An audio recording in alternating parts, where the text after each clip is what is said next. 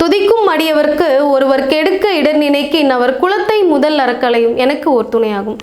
நேயர்களுக்கு வணக்கம். 2023 ராகுகேது பயிற்சி பலன்களை தொடர்ந்து நம்ம பார்த்துட்டு இருக்கோம். அந்த வரிசையில் 12 ராசிகளில் 8வது ராசியாக இருக்கக்கூடிய விருச்சிக ராசியினுடைய ராகுகேது பயிற்சி பலன்களை தான் இன்னைக்கு இந்த பதிவில் நம்ம பார்க்கவிருக்கிறோம். இந்த வருடம் ராகுகேது பயிற்சி அப்படிங்கிறது அக்டோபர் மாதம் 30ஆம் தேதி என்று நடைபெறவிருக்கிறது. இந்த ராகுகேது பயிற்சி அப்படிங்கிறது இந்த விருச்சிக ராசியினருக்கு என்ன மாதிரியான நற்பலன்களையும் பாதிப்புகளையும் தரவிருக்குது அப்படிங்கிறதையும் அதற்கான தீர்வுகளையும் வழிபாட்டு முறைகளையும் இந்த பதிவில் நம்ம பார்த்துடலாம். அதை பொறுத்து மேஷ ராசியிலிருந்து மீன ராசிக்கு ராகுவும், துலா ராசியிலிருந்து கன்னி ராசிக்கு கேதுவும் பயிற்சியாக இருக்குது. இந்த பயிற்சி அப்படிங்கிறது இந்த விருச்சிக ராசியினருக்கு எந்த பாவகத்தில் பயிற்சியாக இருக்குது அப்படிங்கிறத பொறுத்து அதனுடைய பலன்களை நம்ம இன்னைக்கு பார்த்துடலாம்.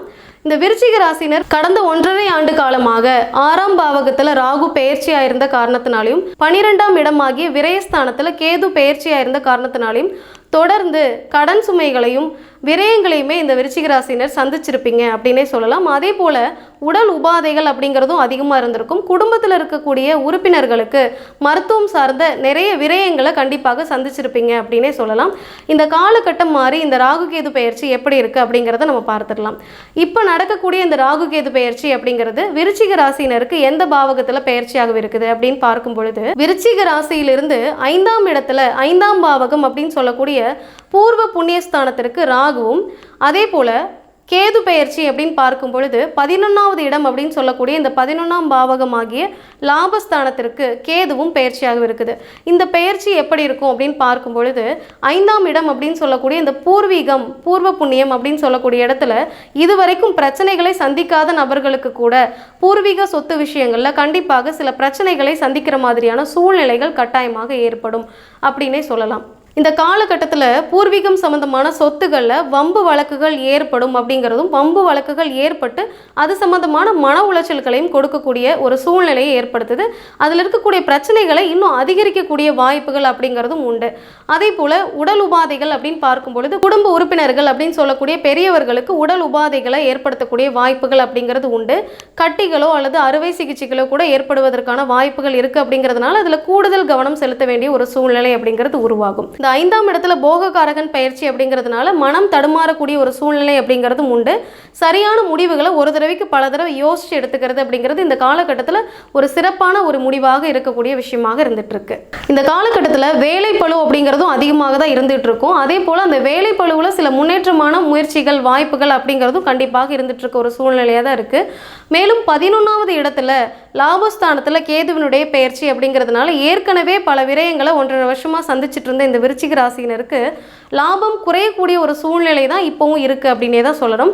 இந்த லாபத்தை சுருக்கி கொடுக்கக்கூடிய கேது அப்படிங்கிறதுனால லாபம் சம்மந்தப்பட்ட விஷயம் குறைவாக இருக்கக்கூடிய சூழ்நிலையில் சேமித்து அதுக்கு தகுந்த மாதிரியான திட்டமிடலோடு செலவு பண்ணுறது அப்படிங்கிறது சிறப்பான ஒரு முடிவுகளை தரும் அப்படின்னே சொல்லலாம். புதிய முயற்சிகளை கொஞ்சம் குறைச்சிக்கணும். அதே போல் லாபஸ்தானத்தில் கேது பயிற்சி அப்படிங்கிறப்ப லாபம் இல்லாத சூழ்நிலை அப்படிங்கிறதுனால நீண்ட நாள் சேமிப்புகளை செய்துக்கிறது அப்படிங்கிறது ஒரு சிறப்பான விஷயமாக இருந்துட்டு இருக்கும் அப்படின்னே சொல்லலாம். இந்த ராகு கேதுக்கள் பயிற்சி ஆகக்கூடிய இடத்துல ஏதாவது ஒரு கிரகம் இருக்குது அல்ல ஒன்றிற்கு மேற்பட்ட கிரகங்கள் இருக்குது அப்படிங்கிறப்ப அந்த கிரக காரகத்துவம் சார்ந்த பிரச்சனைகளை இன்னும் அதிகமாக தான் கொடுக்கும். அப்படிங்கிறதுனால உங்களுடைய ஜனன ஜாதகத்தில் அந்த பாவகத்தில் ஏதாவது ஒரு கிரகம் இருக்கா அல்லது ஒன்றிற்கு மேற்பட்ட கிரகங்கள் இருக்கா அப்படிங்கிறத செக் பண்ணிக்கிறது அப்படிங்கிறது ரொம்பவே சிறப்பான ஒரு விஷயமாக இருந்துகிட்டு இருக்கும்னே சொல்லலாம். அதே போல் உங்களுடைய திசாபுத்தியின் அடிப்படையில் சிறு சிறு மாற்றங்கள் உண்டு, சிறு சிறு முன்னேற்றங்கள் உண்டு அப்படிங்கிறதையும் நம்ம தெரிஞ்சுக்கணும். அதனால் உங்களுடைய ஜனன ஜாதகத்தில் இருக்கக்கூடிய பாவகத்தில் எந்த கிரகம் இருக்கோ அந்த கிரக காரகத்துவம் சார்ந்த விஷயங்களை பார்த்துக்கிறது அப்படிங்கிறதும் சிறப்பாக இருக்கும். திசாபுத்தியின் அடிப்படையில் சில முக்கியமான முடிவுகளை எடுத்துக்கிறது அப்படிங்கிறதும் சிறப்பான ஒரு தீர்வாக இருக்கும் அப்படின்னே சொல்லலாம். இந்த விருச்சிக ராசியினருக்கான வழிபாடு முறை அப்படின்னு பார்க்கும் பொழுது விருச்சிக ராசியினுடைய அதிபதியாக விளங்கி கொண்டிருக்கக்கூடிய செவ்வாய் பகவானுடைய வழிபாடு நவகிரகங்களில் செய்துக்கிறது அப்படிங்கிறது ரொம்பவே சிறப்பாக இருந்துகிட்டு இருக்கும். அதே போல் செவ்வாய்க்கு அதிபதியாக விளங்கி கொண்டிருக்கக்கூடிய முருகப்பெருமானுடைய வழிபாடு செவ்வாய்க்கிழமை நாட்களில் செய்துக்கிறது அப்படிங்கிறது சிறப்பான ஒரு பலன்களை தரும் அப்படின்னே சொல்லலாம். பொதுவாக ராகு கேதுக்கள் அப்படின்னு பார்க்கும் பொழுது ராகுவிற்குரிய வழிபாடாக புற்று வழிபாடு செய்துக்கிறது அப்படிங்கிறதும் நாகம் சர்ப்பம் வழிபாடு செய்துக்கிறது அப்படிங்கிறதும் ரொம்பவே சிறப்பான ஒரு வழிபாடாக இருந்துட்டு இருக்கு. அதே போல கேதுவிற்குரிய வழிபாட்டு முறை அப்படின்னு எடுத்துக்கும் பொழுது விநாயக பெருமானுடைய வழிபாடு எடுத்துக்கிறது, காளி தேவி துர்கா தேவியினுடைய வழிபாடு எடுத்துக்கிறது அப்படிங்கிறது இந்த ராகு கேது பயிற்சிக்கான ஒரு சிறப்பான வழிபாட்டு முறை அப்படின்னே சொல்லலாம். இந்த விருச்சிக ராசியினுடைய ராகு கேது பயிற்சி பலன்களையும் அதனுடைய பாதிப்புகளையும் வழிபாட்டு முறைகளையும் இந்த பதிவில் நம்ம பார்த்துருக்கிறோம். இந்த பதிவு கண்டிப்பாக உங்களுக்கு பயனுள்ள வகையில் இருந்திருக்கும் அப்படின்னு நம்புகிறேன். இந்த பதிவை உங்களுடைய நண்பர்களோடும் உற்றார் உறவினர்களோடும் பகிர்ந்து கொள்ளுங்கள். உங்களுடைய சப்போர்ட் எங்களுக்கு தேவை அப்படிங்கிறதுனால இந்த சேனலை சப்ஸ்கிரைப் பண்ணிக்கோங்க. ஆன்மீகமும் தர்ம சிந்தனையுமே ஒருவருடைய வாழ்க்கை பாதையை கட்டாயமாக மாற்றும். நன்றி. Fearless.